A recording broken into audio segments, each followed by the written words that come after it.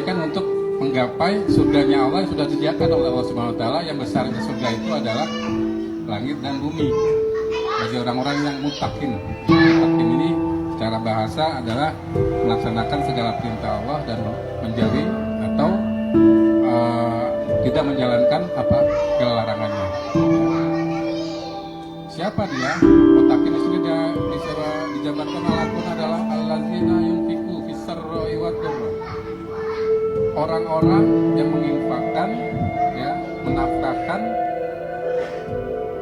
hartanya pada masa senang maupun masa tidak senang, atau masa sulit atau masa tidak sulit.